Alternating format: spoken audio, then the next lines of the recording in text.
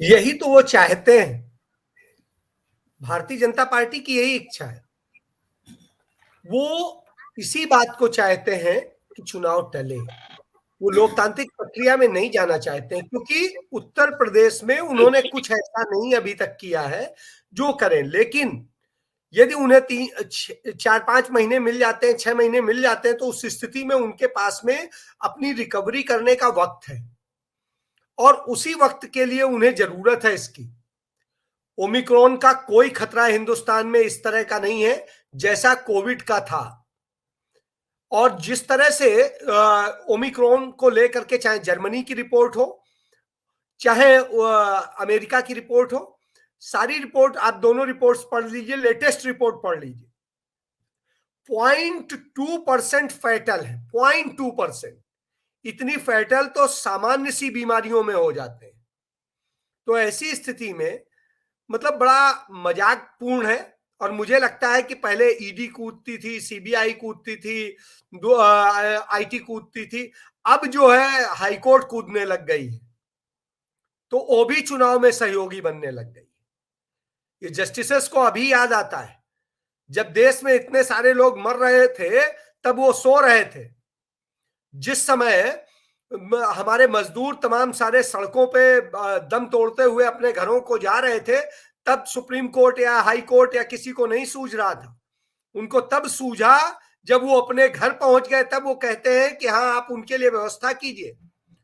तो इन हालात में जहां हो, वहां आप क्या बेहतर की उम्मीद करेंगे?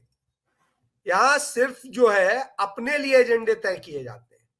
तो कमोवेश मैं समझता हूं कि इसको टालने का कोई कारण नहीं होना चाहिए, और टालना इस जो है निश्चित रूप से लोकतंत्र के लिए घातक है।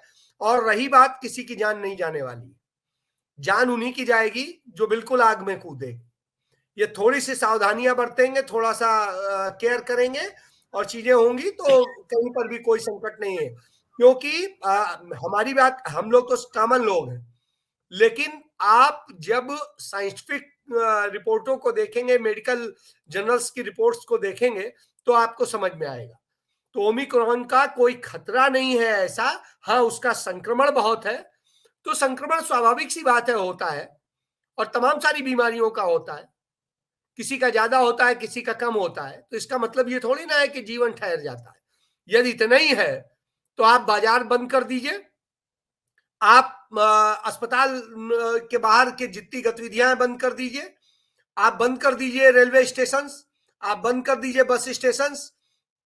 तो आप वो तो कर नहीं रहे हो। एयरपोर्ट पे देख लीजिए, सब जगह भीड़ है।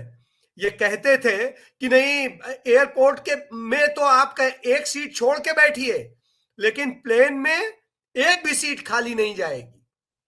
जो था पहले कि बीच की एक सीट खाली जाएगी, वो भी नहीं है। तो ये कुल मिलाकर के अपने एजेंडे सेट करते हैं, और उसके लिए इन सब चीजों का इस्तेमाल करते हैं। तो कमोवेश ये इसके लिए टालना चाहते हैं, जिससे अपनी रिकवरी कर सके। और उसकी रिकवरी का इन्होंने जो प्लान तैयार किया हुआ है, जिस तरह से इनकी मंशा है कि यदि 6 महीने टल गया तो इसका मतलब है राष्ट्रपति शासन लगाना पड़ेगा। और यदि टाला गया तो सिर्फ उत्तर प्रदेश में नहीं टलेगा, 5 राज्यों में टलेगा। और 5 राज्यों में टलेगा तो राष्ट्रपति शासन के तहत वो, और साथ में उसके साथ साथ जो कोविड के लिए महामारी एक्ट है उसको, और ये दोनों पेंडेमिक एक्ट, और इसको मिला करके इनको असीमित पावर मिल जाएंगी। और उस दौरान ये अपने ढंग से तमाम चीजें कर सकेंगे। और उस दौर में जब चुनाव होगा तो जो नतीजे निकलेंगे, जो ये चाहते हैं, तो ये समझ लीजिए, ये नतीजों को अपने पक्ष में बदलने के लिए सिर्फ ये ड्रामे हैं, इससे ज्यादा और कुछ नहीं है। और आप हमसे जुड़े रहने के लिए सब्सक्राइब करें YouTube पर, फॉलो करें Twitter पर, और लाइक करें Facebook पर। और ज्यादा जानकारी के लिए आपको टाइप करना होगा सिर्फ न्यूज़ नशा।